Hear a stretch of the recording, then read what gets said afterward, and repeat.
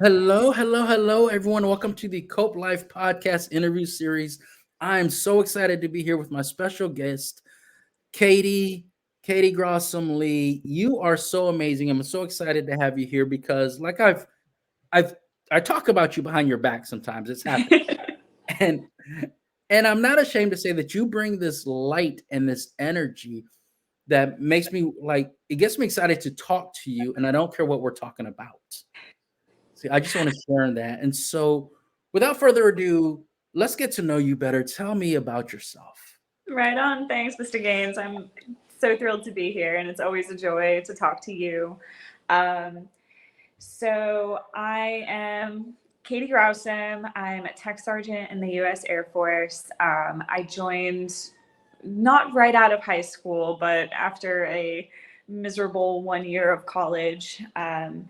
So, I was 19 years old. I'm married with three living children. I lost a son in 2014. He'd be 8 next month, actually. No, next week, excuse me. Whew. Didn't realize it was creeping up that fast. So, let's see. I grew up in central New York, middle of two sisters. So, um, I my oldest sister was diagnosed with ADHD, and something that we knew growing up. Um, and I started out really, really amazing in school. And as the years progressed, I struggled more and more. And at the age of 30, while I was in the Air Force, I ended up getting diagnosed with ADHD, and it made a lot of sense getting that diagnosis. Um, but I think going undiagnosed for so long really impacted my relationships and my self-confidence and my whole entire view of myself, and what I thought I was capable of and wasn't capable of. So something I discovered late in life that really, really informed how I lived my life and where I thought my life was going to go. And getting that diagnosis and seeking treatment and working through all of that has completely changed the way I approach my career and my life and my relationships, um, as does kind of everything I had gone through leading up to that. Um, so yeah, I kind of got in a little deep for the intro, but that's me. I'm okay Hi. with that. I'm okay with that. Yeah, let's get right into it. And one thing you said, of course, was that your sister was diagnosed with ADHD. And so I have a couple questions. My question is a couple of them. First of all, how old was she when she was diagnosed? And how old were you? And then after that, well, go ahead, answer that, and then I'm gonna get into the next question. Yeah, sure thing. So she was diagnosed really, really young. I think when my mom realized that having a caffeinated soda would calm her down instead of wind her up, it was like, oh, hey, that's not typical. And she was already in special education for other things. And so I think that kind of helped guide the diagnosis and the treatment earlier on in elementary school. Whereas I did well enough in school to still get A's and B's and scrape by. The report cards always had joy to have in class, needs to apply herself. And so I got this sense that I just wasn't trying hard enough. And if I could just try harder and be more organized, then I'd be able to do anything. Um, but maybe I was just lazy or something. And so I was not diagnosed until I sought diagnosis for my oldest daughter. And as we're in therapy and the therapist is trying to help me figure out strategies to help my daughter, I was like, oh, that's super, but this is all stuff that I can barely manage myself. Keeping a strict schedule and keeping things organized and sorted and really like neatly laid out, it was all things that I just didn't think I was capable of. And so the therapist kind of suggested, oh, well, you said your sister has ADHD. Do you maybe also have ADHD? So that's what led me to finally seek treatment for myself. So when you were younger and you saw your sister getting help for ADHD, did you ever look at the help she was getting and think, wow, I could use some of that, or it's not fair that she's getting help and I'm not? I don't think so. It never really crossed my mind that I might even have it, because hey, I was good in school. I was good at test taking, and I could sit there in class and read a book. Oh, shoot, I could read books for hours and hours and hours. I could focus on all sorts of things, not the things I was supposed to be focusing on, but I could focus like nobody's business. But that's a common thing that I see, especially in women and women who are really bright, is that we don't fit the typical what's now called hyperactive type ADHD bill, where we're bouncing off the walls and disrupting everything. And so treatment tends to be geared toward the people who are more disruptive and more obviously ADHD. Whereas for me, most of it is up here. This is where all of that messy clutter, not messy, it's organized in a very different way than I would sometimes like. But that's where all of my my struggle occurs. It's all internal, and so it's not visible to everybody else, and it's a lot harder to pinpoint if you don't know what to look for. Well, so one thing I want to get your opinion on this. When I say that women generally are diagnosed later with ADHD, we just assume that it's a you problem, not an ADHD. It's like what was said to you. What do you think about that? I've read exactly the same thing. I think it's slowly getting better.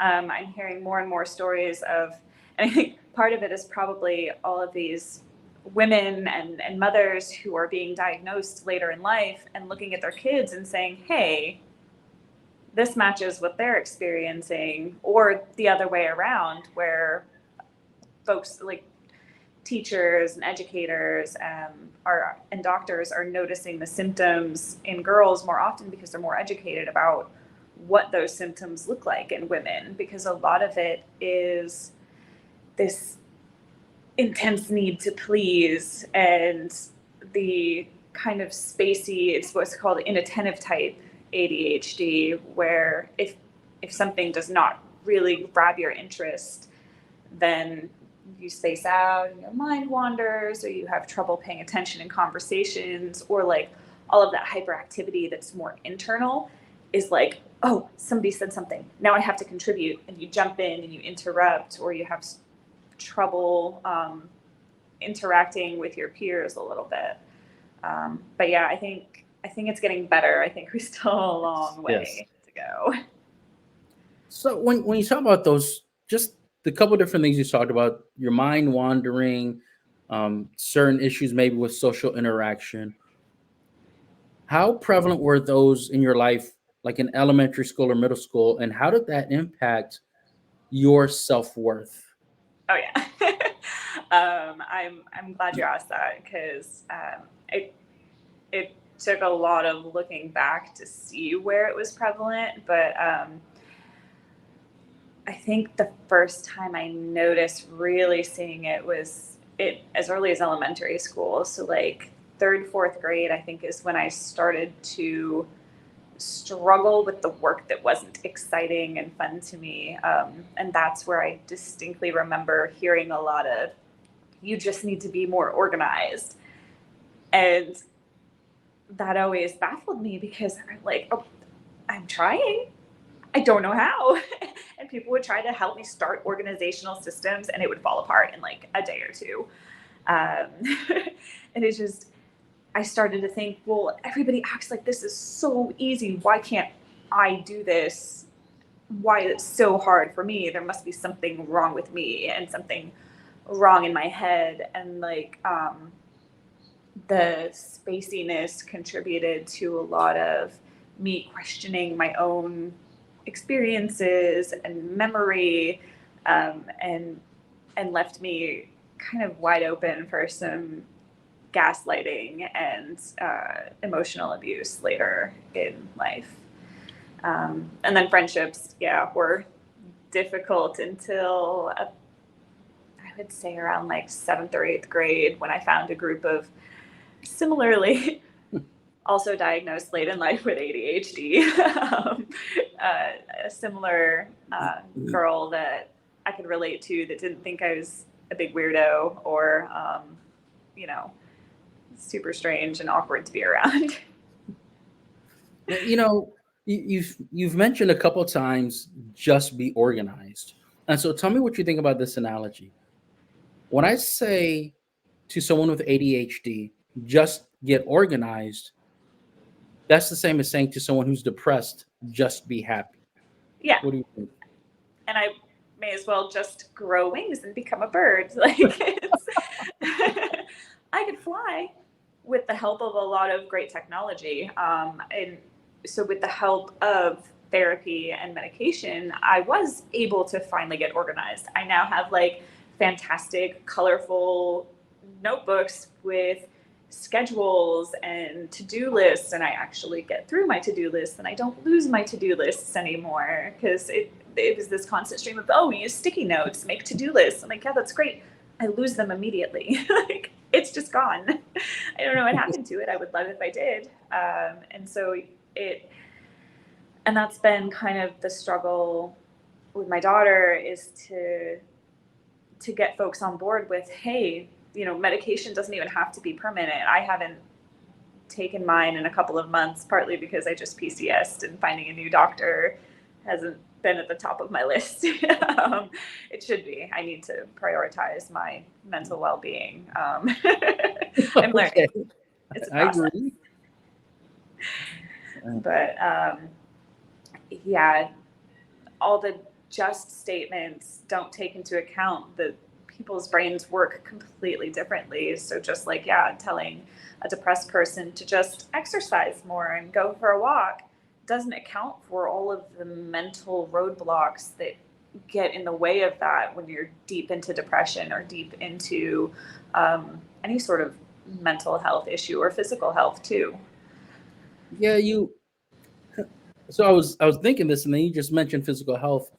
I was thinking about the idea of people who, and I'm sure you've heard this term, just enough to be dangerous. Because there's things that we hear, right? So if you're depressed, you have this chemical imbalance, whatever, and the mind-body connection will help you. So just go for a walk. And it's like, that's just not a cure. And even based on what you're saying, I'll reframe it by saying that those one-liners don't account for the person that you are. Yeah. It doesn't account for who you are as a person. So what I'm wondering is, I keep going back to childhood, because obviously, I mean, that impacts us across the lifespan. So how do you feel when you look back on the supports that you did or did not get from family members while you were younger? That's rough. I love my parents dearly, and I think they were doing the best they could with the information they had. It was kind of raised to them early on that I might have ADHD, but there were so many other factors in place that I think it kind of washed over, like, oh, well, she has kind of a hard time sometimes, but she's not like completely off the rails. She's sleeping fine, and she's eating fine, and she's doing well in school and doing well on the test, and she's learning and she's growing and progressing. And so I think they didn't really see it as much of an issue. And so there was a lot of internal frustration with being told I need to stop losing my things, and I need to be more organized. And I need to keep my room tidy and maybe stop reading all the way through class, especially when they're books that aren't related to class. And I know they were trying to help me get through school and do well and succeed, but I also am fairly certain at least one of my parents probably also has ADHD, but in their generation, you just didn't. It just wasn't really recognized as a thing. I think even when my older sister was diagnosed, it was still fairly new and not researched, and they only had a couple of treatment options and they weren't ideal. So I think they supported me the best way they could with the tools they had at the time. And all of the coping mechanisms that I had to learn along the way have in the end been helpful for me in helping my daughter and helping her recognize all of the struggles and helping me to understand what she's going through. And so blessing and a curse, not being treated and not having maybe some of the supports that I could have led to some self-worth issues and to a lot of self-doubt, but it also led to who I am today. And so Right. I can't be too mad about it, because I get it. I absolutely love the way that you bring empathy and grace to talking about your parents. I love that. I think it's very hard to do for a lot of people, because things should have been different. They should have done something different, but that's the same as someone telling you that you should have done something. You know how it feels to be told that. And so you take the perspective of, if I'm going to say that about someone else, I'm going to include empathy, grace, and gratitude in my words. I so appreciate that about you. I think it's beautiful for you to take that perspective. I got my mom to thank for that. She told me, parents are doing the best they can with what they grew up with and trying to be better than the generation before them. And so, I've learned a whole awful lot of good from my parents, and then I want to build on that. And I hope that my kids one day learn from all the stuff that I screwed up and do even better. I love it because I think about, and then you can tell me what you think about this, but I think about how, our parents back in those days, a whole generation ago, you did not admit that your children had any kind of issues. Like the way that you describe your sister, I almost feel like they were forced to do that, and maybe there was some sense of self-doubt among them, and maybe that's a barrier to helping you, because they're just like, there's a self-doubt as a parent as well. I think with my older sister, so she's got a slew of developmental disabilities, and so I think just my guess would be that they were overwhelmed with all of the fighting they had to do for her, because disability services are not in great shape everywhere. We were in the best school district that they could find to get the best supports in place for her. We didn't really know if she was ever going to live in an independent life, but they did such an incredible job of making sure she had the care she needed, that she's living in an apartment now and has a disability services team that comes in periodically to help her out with life tasks and stuff. But she's done so much more than we ever thought would be possible, and it's because of their hard work. So I imagine there was probably doubt along the way. Are we doing the most that we can? Are we doing the best we can for her and for all the girls? And,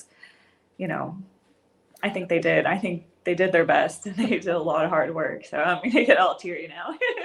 And I love it. Like I feel like I could say anything to you right now, and you're just going to add the empathy. You're going to add the positivity.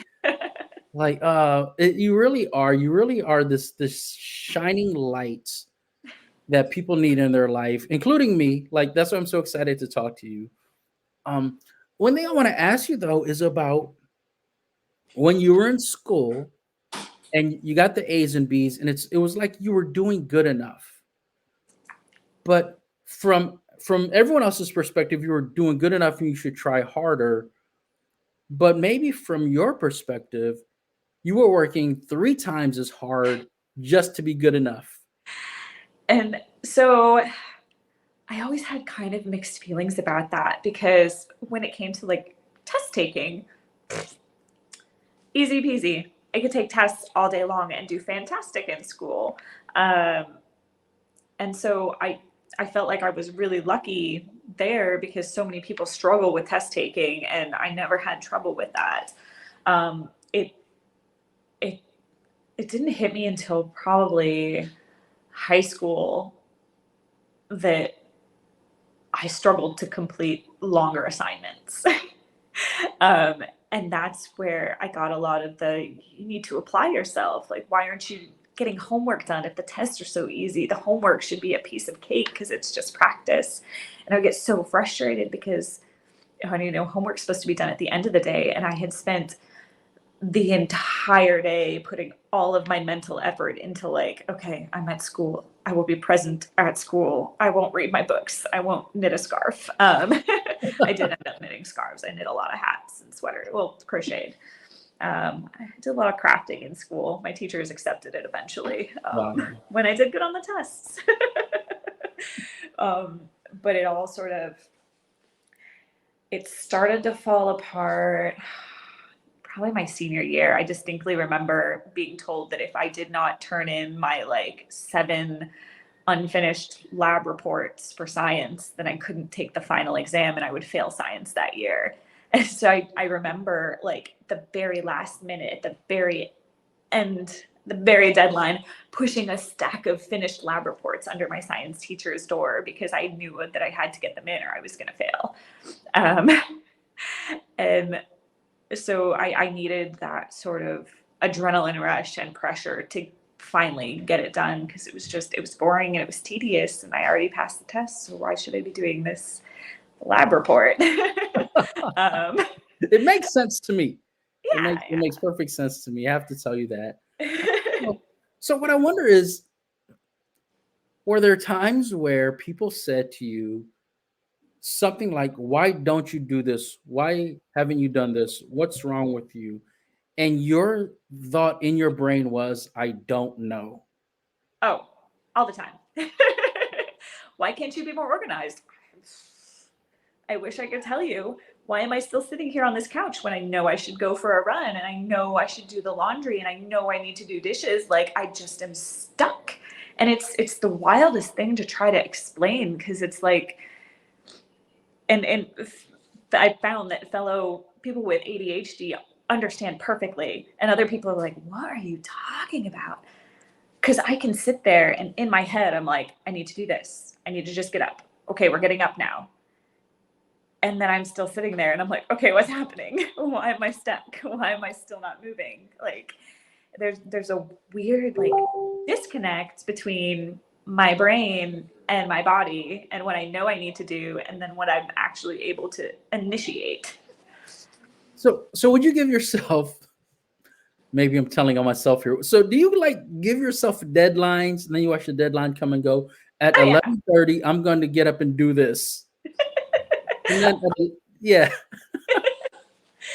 Yeah. And it's crazy because people will tell me, oh, you just need to like set a reward for yourself. I'm like, okay, but now Katie knows that future Katie doesn't have to wait for the reward. And so I can have a cookie when I finish the laundry. And my brain's like, oh, but you could just have a cookie right now. Like, what's actually stopping you from having a cookie right this second?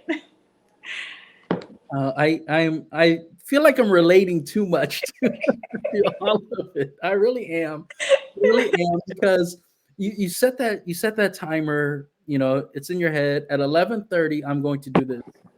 Then you look, hey, it's 11:32. Busted that suspense. Maybe tomorrow. And then I think about what you're saying about school, because I feel like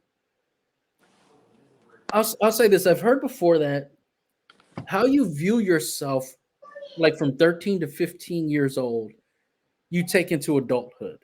And Oh yeah. and so I'll say about me, I thought I was really chubby at that age, right? Because after that age, I got taller, right? Just had a growth spurt. But before the growth spurt, I was like the fat kid. And so then I still thought I was a fat kid when I was a grown man weighing 130 pounds. I still thought of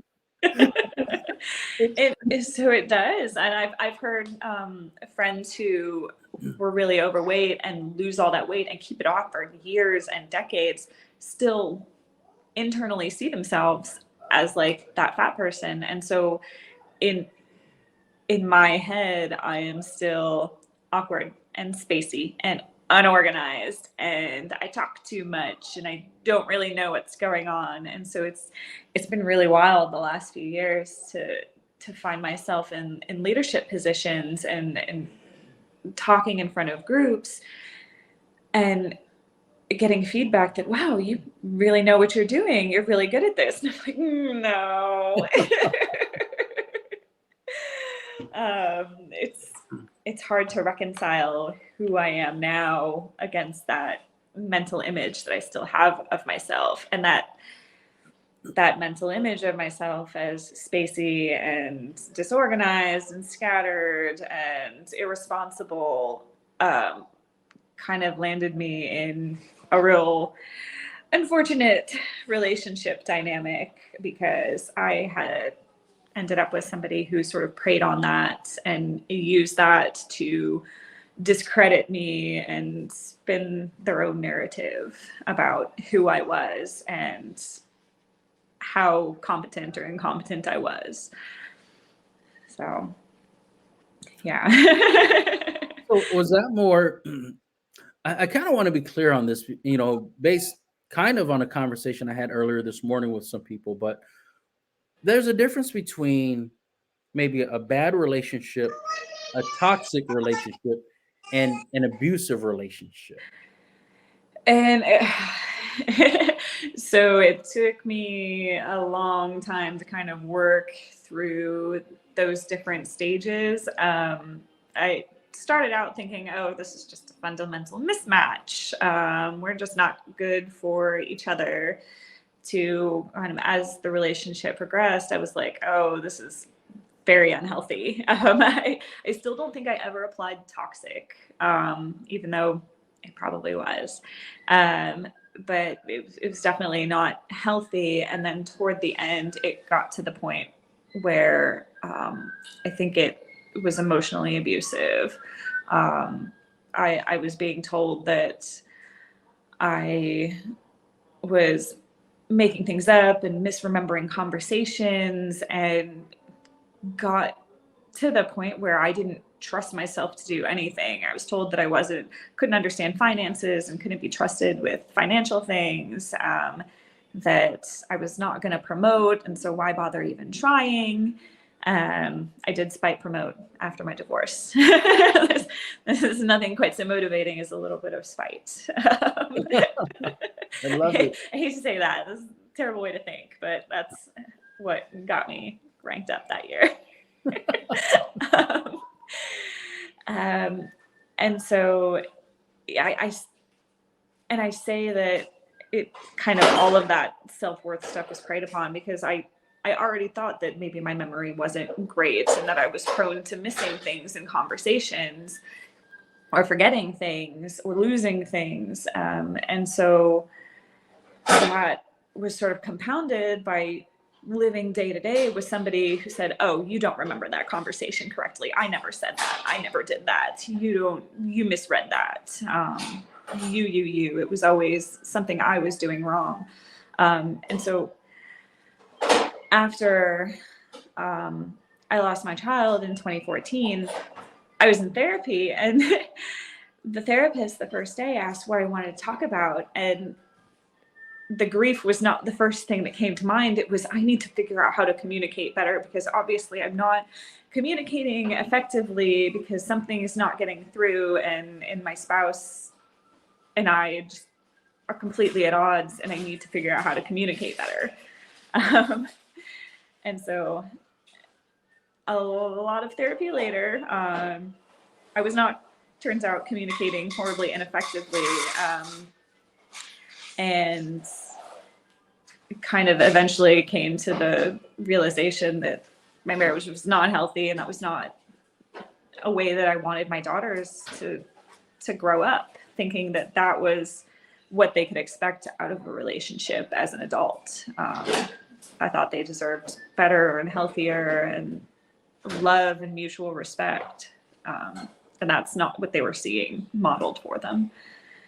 So you had these thoughts, and you were going through this thought process while in therapy after losing your child. Yeah.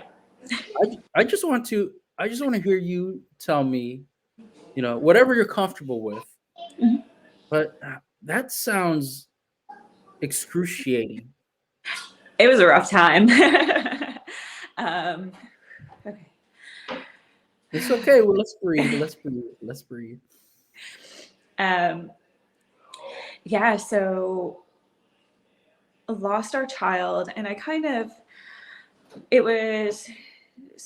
20 weeks pregnant, I very suddenly started bleeding, and didn't really know why. I ended up in and out of the hospital for 3 weeks trying to keep me pregnant.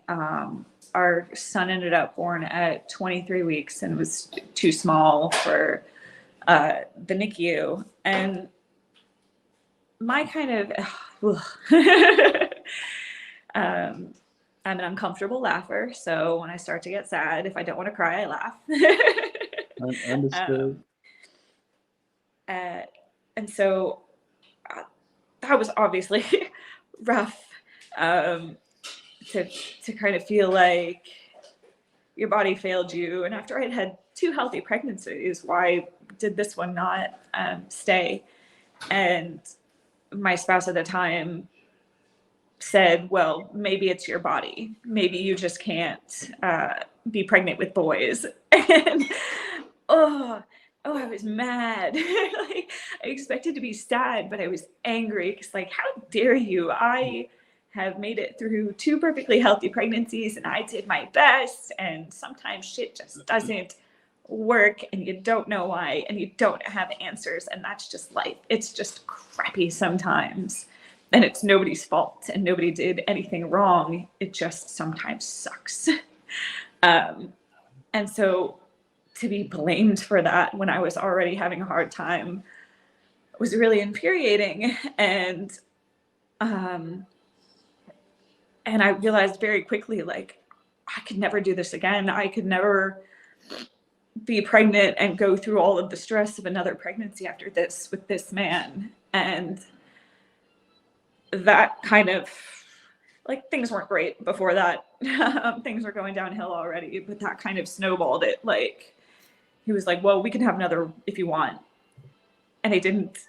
And I wanted another baby, but I knew that I couldn't go through that again with somebody who was so unsupportive. And so, like, for, after you have a baby, you need to have follow-up appointments to make sure you're healing okay. And nothing was retained, and you're not going to bleed out suddenly out of nowhere. And I was anxious going back to that hospital that I had just spent 3 weeks in and lost my son in. And God, it couldn't have been, but maybe a month later, I was expressing this anxiety, and he told me that I couldn't let this affect me forever. And that is something I learned you do not say to somebody who is grieving. And it was really frustrating because I knew he had to be grieving too, but he seemed to be doing it with anger and refused to go see any sort of counselor or anything like that. And so I was doing it not alone. I won't say alone because I had amazing friends who were there, kind of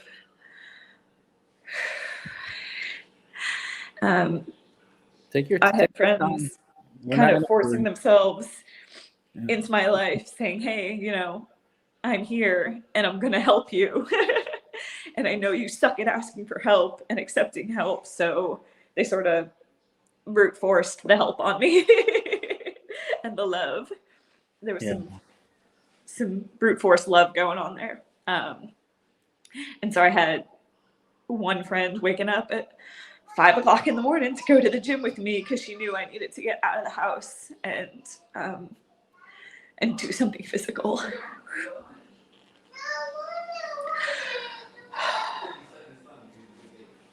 That was a rough year. Yeah, I just, you tell me this, and you know, part of me is mad at him too. You know, it was, I don't know what year that was, but it's news to me, and so yeah, it kind of makes me mad right now. Like, are you serious? Wow. Yeah, This it's was back in 2014, so a lot has happened since then.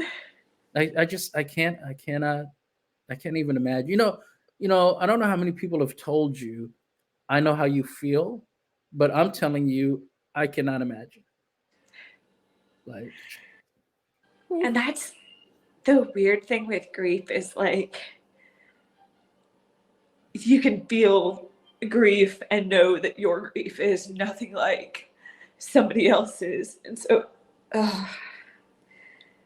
it taught me a lot about what to do and say and what not to do and say when somebody is expecting or has lost a child. It's a weird sort of lesson tangent. I used to think nothing of it when people would ask, oh, is this your first pregnancy or is this your first kid? How many kids have you had? How many times have you been pregnant? And there's just a tiny bit of nuance to those questions that really punches you in the gut once you've experienced a loss. And so I have 3 girls now. And when I was pregnant with my youngest, people would see the other 2 girls and be like, oh, are you hoping for a boy this time? Are you hoping you finally get a boy? And it, depending on how well I knew them and how kind of cranky and snitty I was feeling that day, I would give them all or some or none of the truth. The answers would range from, I love all my girls, to, hey, I had a son, he died.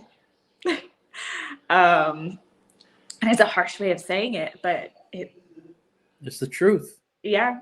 It's the And truth. so it forced me to rethink how I frame questions about people's families. Yeah. So hey, yeah, you learn from even the shittiest things, I guess. Yeah, and it's like you're in a position where you had to choose to learn, right? Yeah. And part of the learning was you learning that. I'll tell you this. My brother said to me, I don't know how many people I've said this to, but my brother has said to me a long time ago, at some point in time after you turn 30, and for you, I think it was before 30, but he said, at some point in time after you turn 30, you're going to wake up, you're going to look around, and you're going to say, I ain't putting up with this shit no more. And it's one thing to say it and realize it. It's another thing to make the decision. And so can you kind of take us through the decision-making process, whether, I mean, and the decision-making process might have been a 3-year process, right? I don't know. But at some point you were like, I've decided I'm going to have a better life than this. I think it was actually a quick process once I decided, because I had tried to like change myself to make things work. And even in therapy, I went in with the goal of fixing myself to make myself a better spouse and a better communicator, to try to fix things. But then I realized I was putting in all this effort and being met with, well, that's fine, but I am who I am and I'm not going to change. And if you don't like it, you can leave. And I think that phrase is what did it. I was like, oh, well, I don't like it. And now I have your permission. If I don't like it, I can leave. So that's what I'm going to do. You've made your choice. And now it's time for me to make mine. It still took a lot of support from my hype ladies in the wings. And my therapist saying, is this how you want your daughters to, is this the kind of relationships you want them to have? Is this the kind of person you want them to end up with? Because this is what you're teaching them. Yes. And I couldn't do it for me. But I could do it for my kids. And when my hype girl, Megan, was like, hey, you deserve better than this. Like, you don't have to be miserable. You can be happy. Yes. And, you know, you're strong and you're capable and you can pay your own bills and live on your own. Like, it's a thing you are capable of. And I'm here and I'm going to help you. And I'm going to watch your kids while you have to have this hard conversation. And my husband and I are going to help take care of your kids when you're going to therapy. And my husband and his boys are going to come with their truck and help you move your stuff when you move out of the house. Like, I don't know if I could have done it without the support from my friends. And from my family not saying, I told you so. Because when I told my parents, I was like, oh, they're going to say, I told you so. And they're going to be so upset. And they told me not to get married and blah, blah. But they were just like, you've got this, you're strong and you can do it. How can we help you? You know, and all of that support kind of rallied around me. So I talk about my friend hyping me up and telling me I was strong and able to do that. And something that I always tell people when they're talking down about themselves is something my therapist told me. And it was, talk to yourself like you would talk to one of your friends. When you're hyping your friend up, you don't say, oh, you kind of suck. You're not very good at this. You're not going to make it. You're not going to promote. You can't be a leader. That's crazy. Your friends don't say that shit to you. They're like, yes, you've got this and I'm proud of you. And so it's taking a lot of mental rewiring to try to talk to myself like my hype man would talk to me. But I try to make sure I tell other people that too. Like, hey, no, be your hype man. I love it. I tell people all the time, if you can't say something kind to yourself, keep practicing. Yeah. Yeah. And so at what point did you realize, we'll say at this point you have moved out, you still got your friends, you still got their love and support. And at what point, I want to know at what point, and then how did it feel when you came to the realization, I got this? Oh, man. That was a process. So like the moving out and finding a house, that was pretty easy. And then like switching all my bills and my accounts over, I was like, oh, hey, I can pay my own bills. I'm an adult. I can do this. I don't need anybody to support me. Like, I did just fine the first year I was pregnant. I was doing shit by myself. I can do it again with 2 toddlers. And so I think that part came easier than I made the right choice for my kids. That was kind of a back and forth because there were days where I was stressed and on edge and my temper was short and I was tired. And like the parenting by myself I could do, but kind of everything piling on, and then I would snap at them, and that was so hard because I'm like, oh, they deserve better and I need a little bit of space or time. But I started to learn that even though they were toddlers, they kind of at some level got it, I guess. And so if I would snap, I would then go back to them and say, hey, I'm sorry. You don't deserve to be yelled at. And mommy was stressed, but that was no excuse. And I'm sorry. And I love you. And I'm trying to be more patient. And God, we're what, 7 or 8 years out from that now? And I have 2 incredible tween girls who will, when they've snapped or argued or just been a turd, as preteen girls do sometimes, they'll come back later unprompted and say, "Hey, I'm sorry, mommy. I was hangry, or I was tired, or I don't know what was up, but I'm sorry I yelled." So it's years on kind of validation, I guess, that maybe I did right. I was just thinking that, this is evidence that you did great. The thing is children, from day one. When I say day one, I mean literally the day they're born, they begin to learn empathy. And the empathy that they learn when they're born is just feeling your heartbeat when they're against your chest, or feeling your chest as you're breathing. And so their body's trying to mimic that. And so as they were toddlers and you were having rough days, and then you came back and you apologized or whatever, you kept that connection strong, and they were able to be empathetic because from the moment they were born, you loved them with your whole heart, and they knew that. They couldn't say it at the age of 2. I can't say my mommy loved me this way, but they felt it.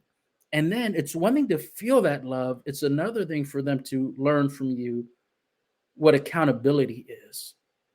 And so when we can integrate empathy with accountability, then we can raise great, amazing young women like you have.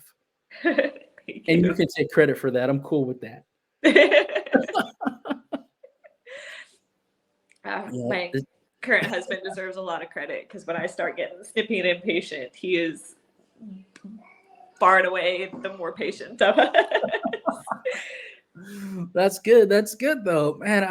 I'm happy for you that things are working out. You've been through so much, and you remind me of myself, right? And we talked about this, just yesterday. We talked about this, how learning to go from talking about self-talk, learning to go from I'm too emotional to I'm emotional, and accepting that. I'm too sensitive to I'm not too sensitive.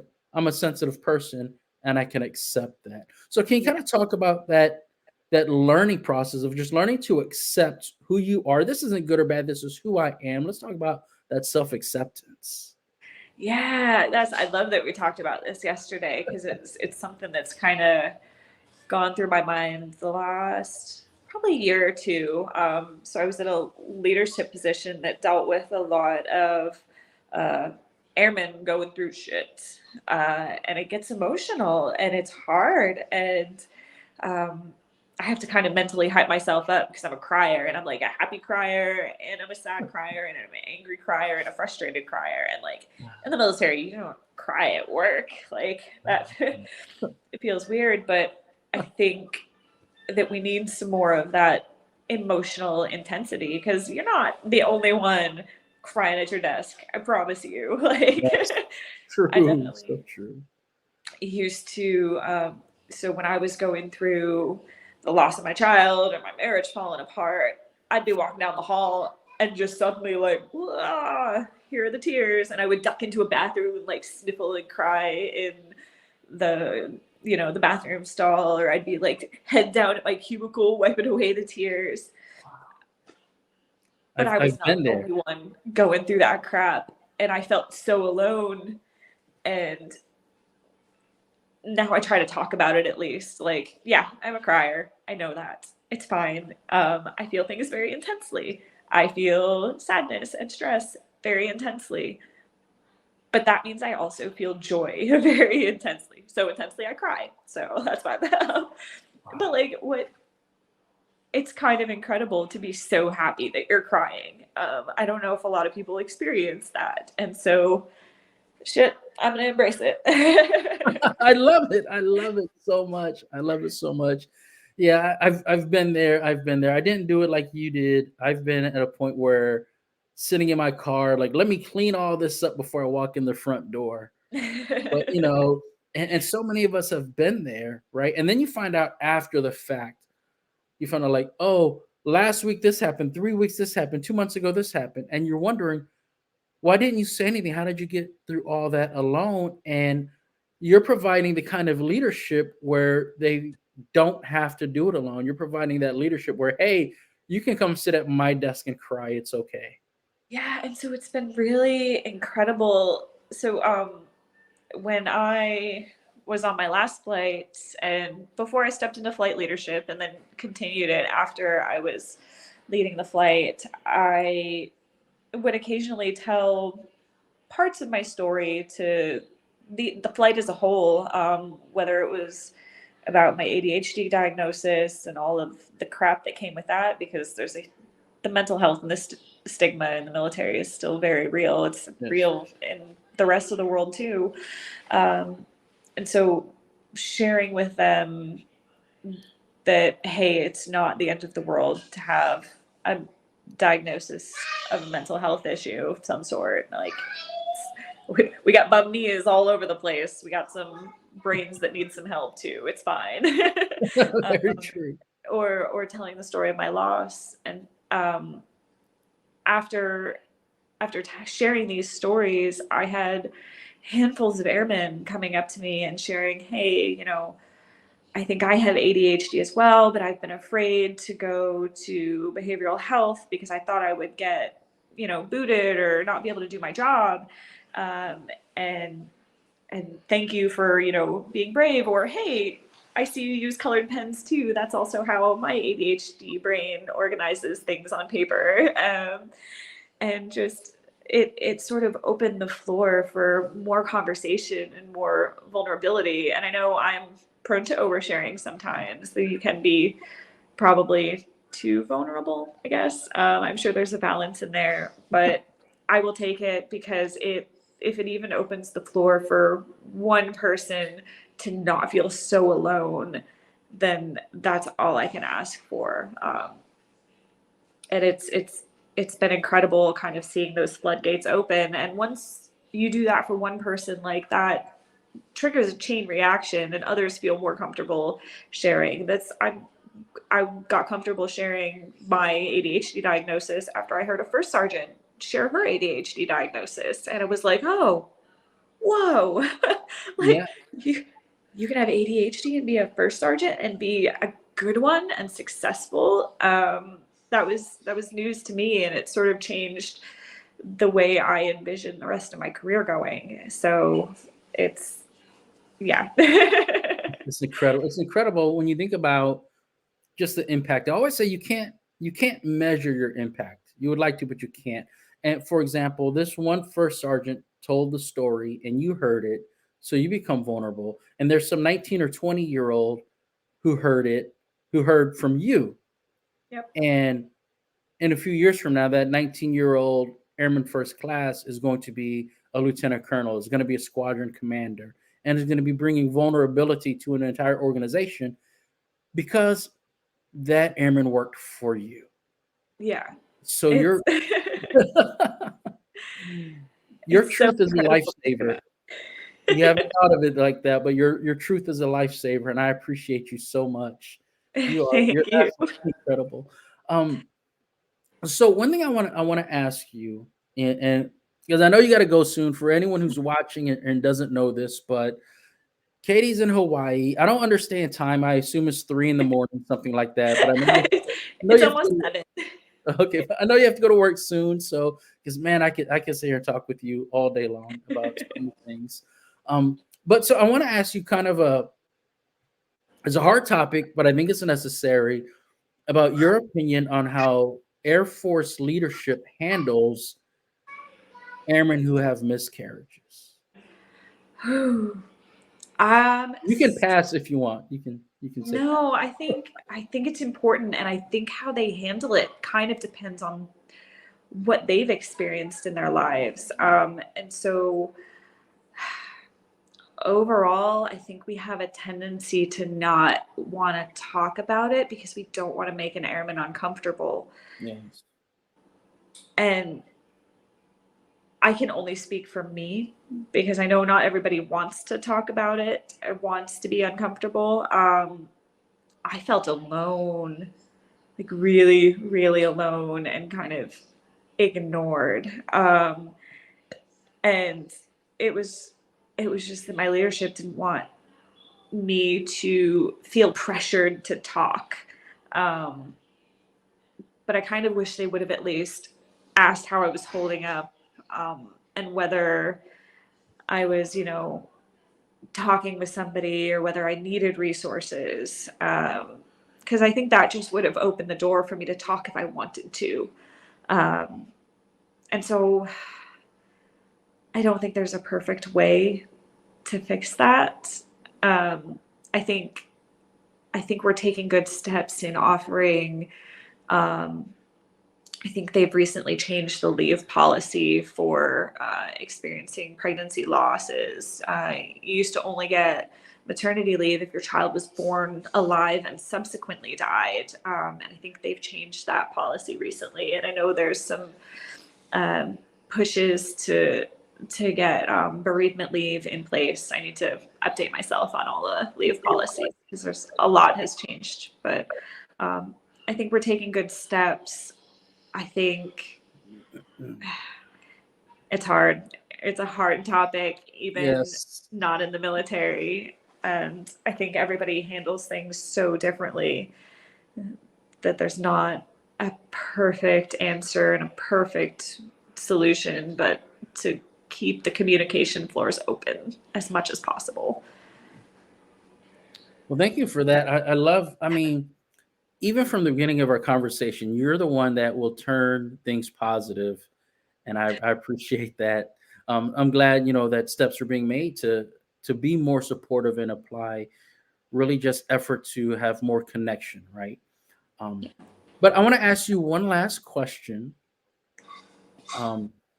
So my question is, if there is someone watching this in the military who feels alone and feel like they have some kind of mental health issue or situation where there's ADHD or something else, what would you like to tell that person?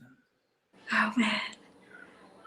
Go to behavioral health. Worry about career implications later because you were a human before you were an airman and you have to take care of that human because uniform or no uniform, like you have to take it off someday. It is not forever. And you have to take care of yourself and do so before you're completely a sobbing heap on the floor. If you're a sobbing heap on the floor, like now is the time to get help. I promise you. But even if you're not there yet, like go get help and, share that if you can. Share how getting help has impacted you, but get help for yourself first. You can't take care of other people and you can't take care of your mission if you are not mentally well. And there's no way around that. Very true, very true. Thank you for that. Thank you for that, because it's common. It's common, and it's one of those things where you don't get help until you're broken quite often. Yeah, and we do it with our bodies too. It took my knee being in a lot of pain before I went to the doctor and said, "Hey, I think something's wrong with my knee." Had I gone when I fell the first time and injured it initially, then I think I'd have been in a lot better shape and not with a chronic knee problem. It's the same with your brain. You have to take care of your brain. It is another part of your body. I love it. I love it. Thank you so much for this, for your time, for coming here. I've said it before that you just have this energy, and you just have this big heart, and I'm grateful for every conversation we have. And Thank you, so, Miss Haynes. I'm grateful for our conversations too. so with that said, I'm just gonna say, is there any last words you'd like to say before we end the broadcast? I already said it, but be All your right. hype man. Talk to yourself the way you would hype up your friends. I I know love some people banter with their friends, but if you're seriously hyping somebody up, that's the way you need to talk to you. And it takes practice, but it is worth the practice. You deserve to be hyped up. I love it. I love it. Thank you so much. Be your own hype man, hype woman, hype best friend.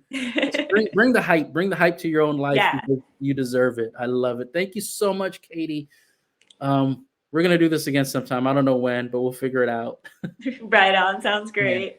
And thank you for everyone who watched, whether you're watching live or you're gonna watch it later on YouTube or the replay. Thank you everyone who watched. Thank you, Katie, for being here, and I will see all of you later. Bye. Thank you.